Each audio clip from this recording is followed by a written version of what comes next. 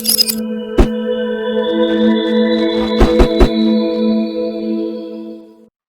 here, thank you very much. Morning.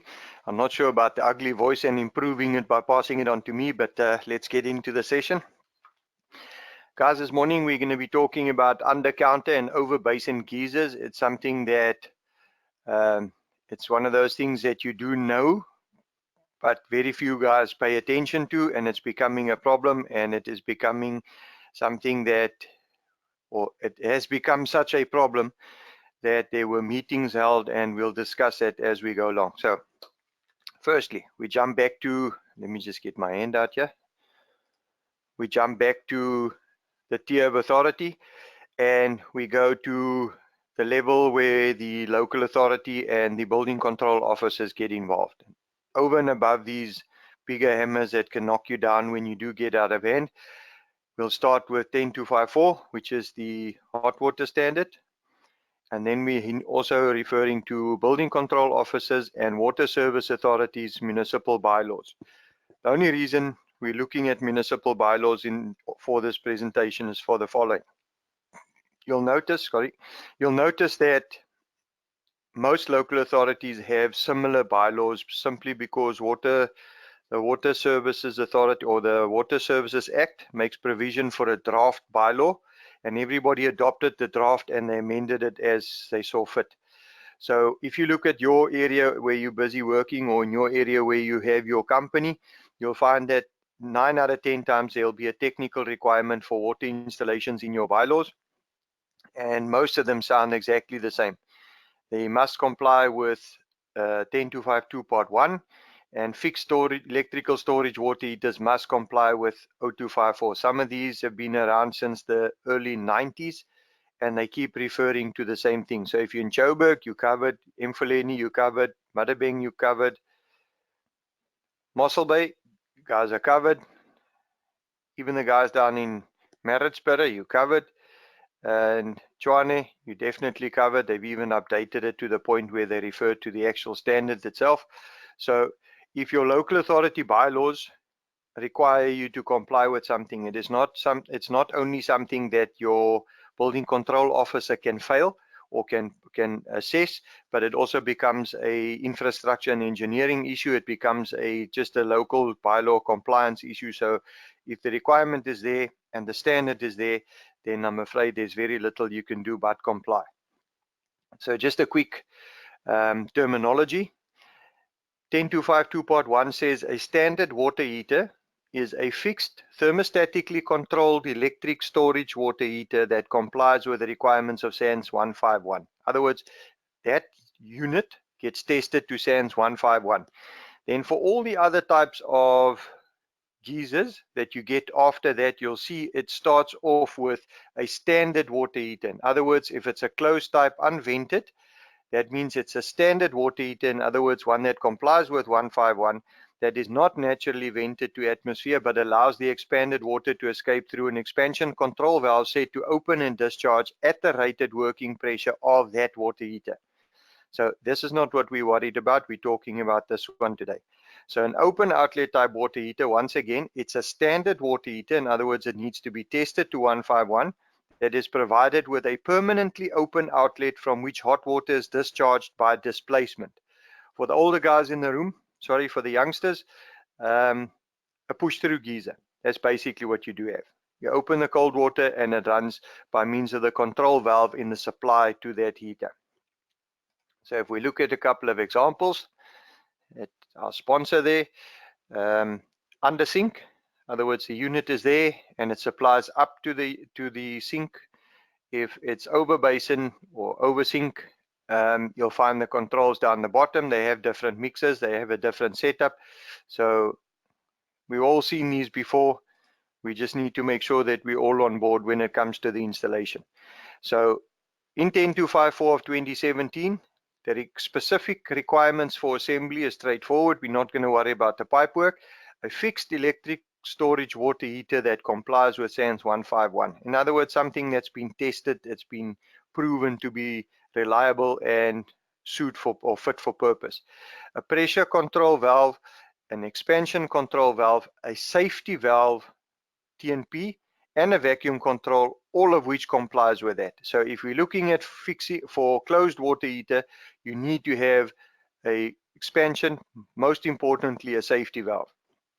If we then skip to an open outlet, which is our actual topic for this morning, an open outlet type water heater shall have an outlet which shall not be threaded, and listen carefully, or in any other way be allowed to be blocked.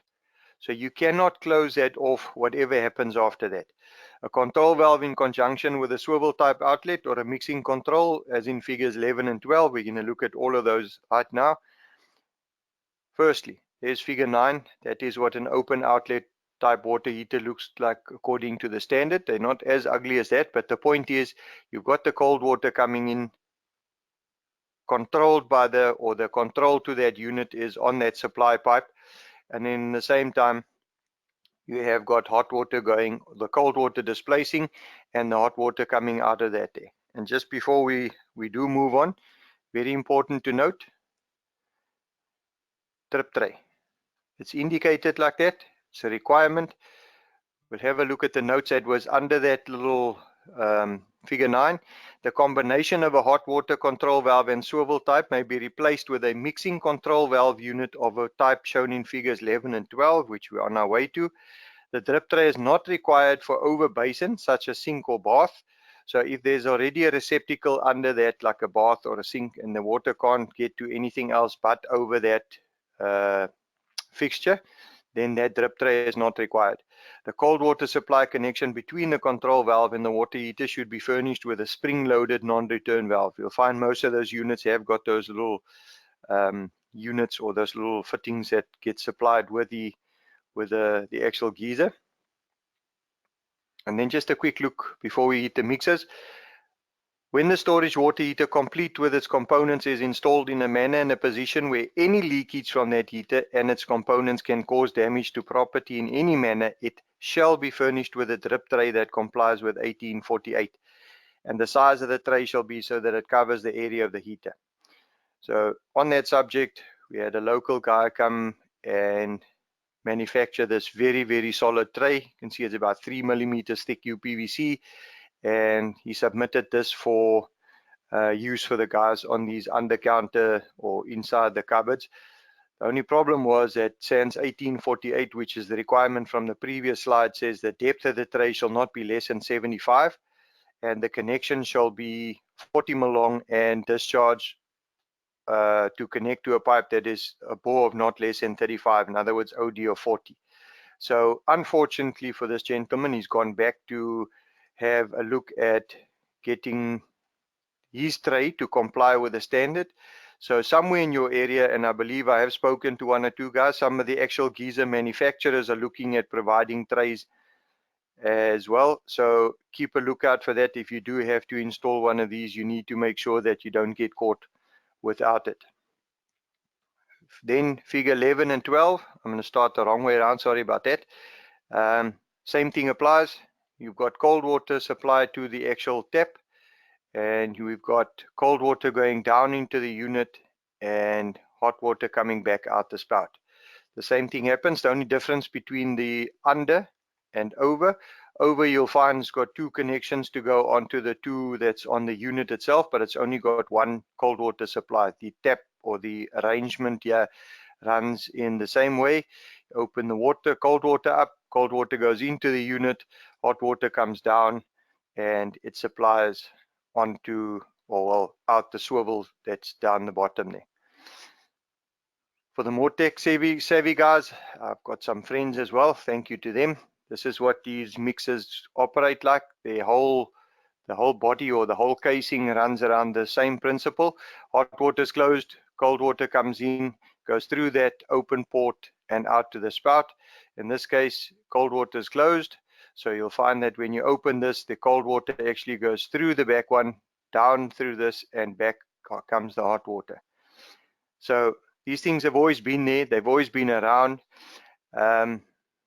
Typical excuses for not using them would be they're ugly, they're not around, there's no stock. The client doesn't want to see this ugly old mixer, blah, blah, blah. I can tell you from just 15 minutes on the internet that is what you're looking at today. All of these that you see on here, there's three manufacturers represented on this one page.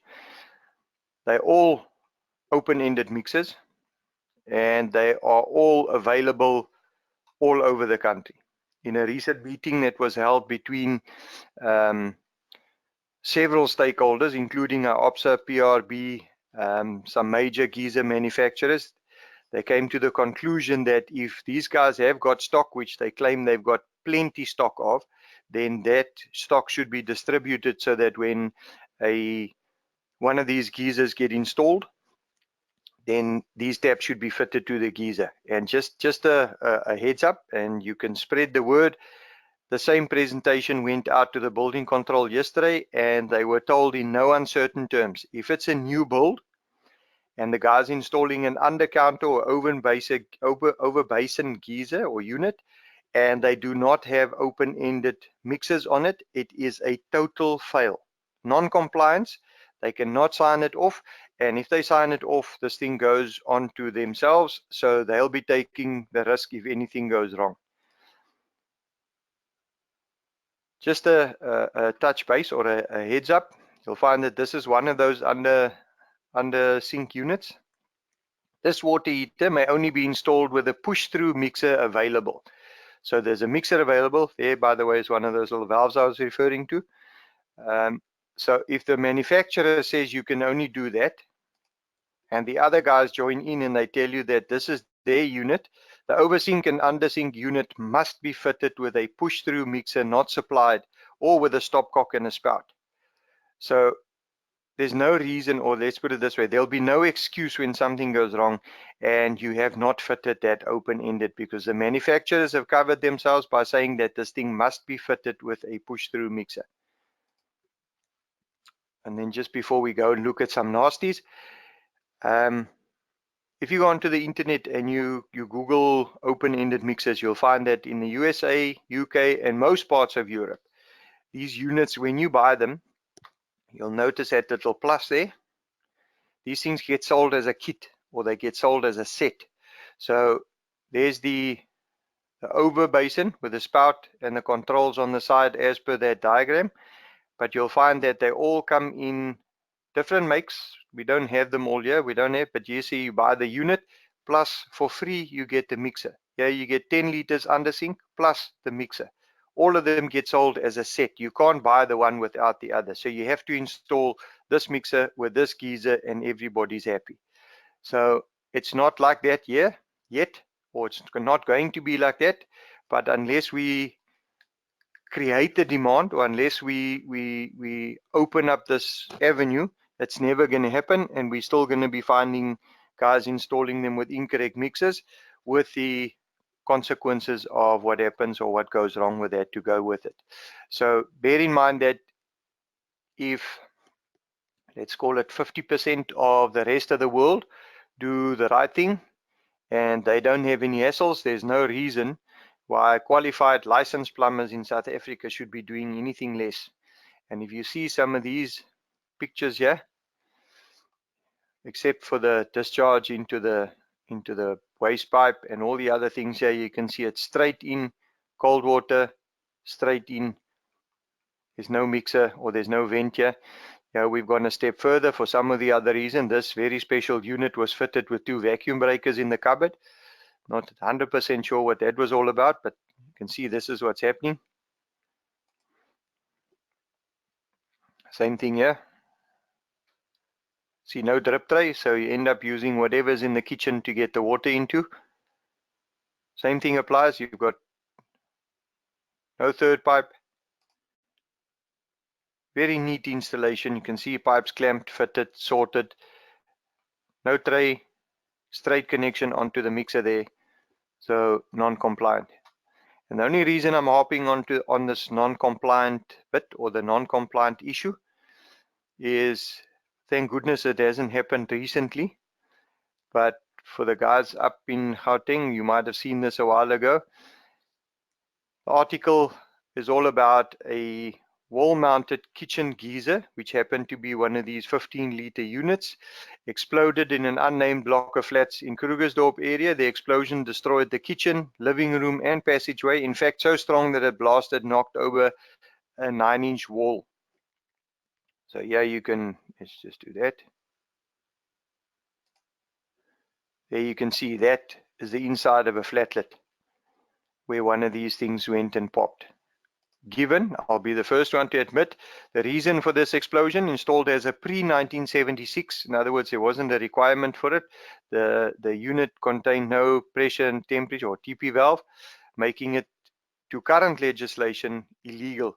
Compounding the problem further, it's hearsay that the geyser was tampered with prior to the explosion. So who knows what happened in there? All I'm saying is, if the manufacturers have covered themselves by stating that you need to use a push-through geyser, there's two different standards that expressly requires you to use an open-ended mixer.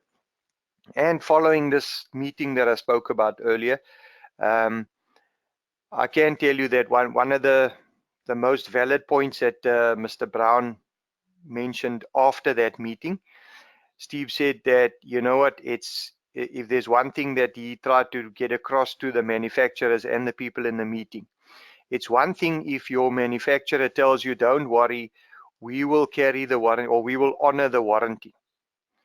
But you know what? The warranty replaces that geyser. If something like this had to happen, who carries the liability for that incorrect installation? And I'm going to leave you with that thought as far as the presentation is concerned, because you know what? A warranty replaces a geyser. Could be, let's call it 2,000 rand or whatever.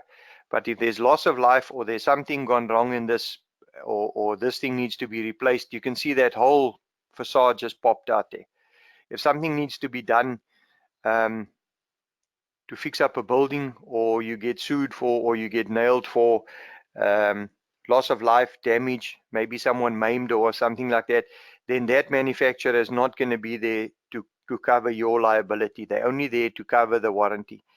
And on those grounds, and having followed that line of, you know what, guys, we need to be responsible, I can tell you that the delegation that met with the geyser manufacturers were the first ones to say, okay, chaps, we have actually got stock of this. We need to get it across the country. And so when you do buy one of these geysers, or you do talk to your manufacturer or your merchants, just ask them whether they carry stock. And if not, why not? Because the major geyser manufacturers and tap manufacturers do have these things in stock, so we just need to get it from them. Okay, that's enough waffling. Have we got any questions? Thank you, Meneer. We do have a couple of questions here. The first of which is just to confirm, a 10-liter undercounter needs a tray, because this is often impossible. Yes, we do know that it becomes an issue. The standard requires that if any geyser and its fittings can cause damage in any position or in any manner, it needs to have a tray. So if you consider it impossible, then you need to have a very sound reason to not have it in there. The only thing that counts in those units' favor is most of the time there is a there's a gully, or in the kitchen you're close to an outside wall, or you are there's a waste pipe from there. So depending on the length of the pipe and the use of 45 bends in that, you should be able to get to the outside of a building without breaking the law. But yes, unfortunately, the standard does require a geyser tray under that unit. All right, the next question reads, a Prisma geyser can be installed with a PRV valve and vacuum break as plumbing. Is doing it all over the place? Please give feedback. This is the whole point of this presentation. That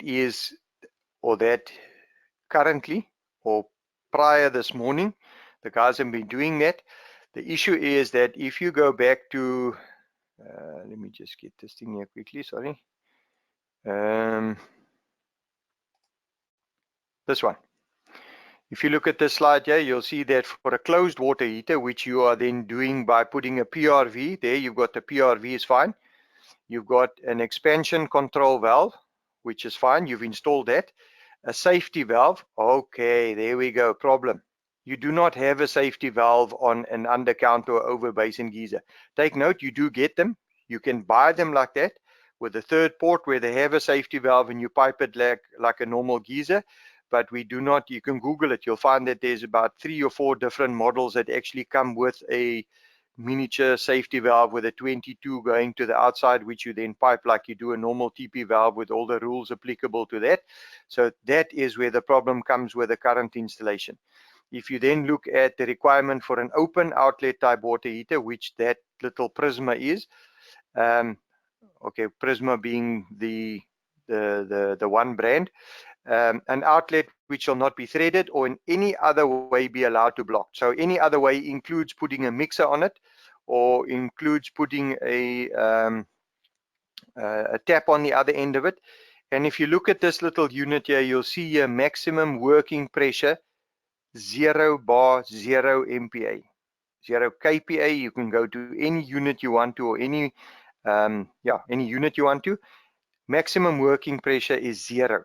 So yes, this is where we're coming in and we're saying the manufacturers used to say, we'll honor the warranty if you put some of them say 400, some of them say 600. The fact of the matter is that the standard says you cannot have an open-ended mixer fitted with a normal PRV and a mixer or 2 taps or whichever arrangement you're looking at, simply because this thing on the open-ended spout, it needs to be able to,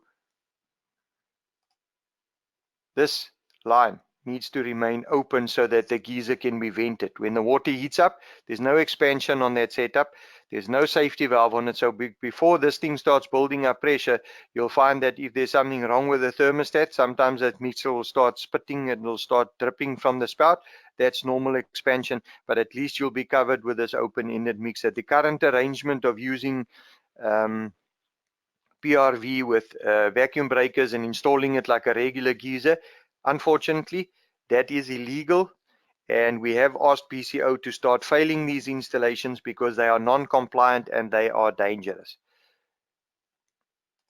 All right, the next question reads, why is an open-ended mixer mandatory if the geyser is fitted with a pressure valve venting over a drip tray?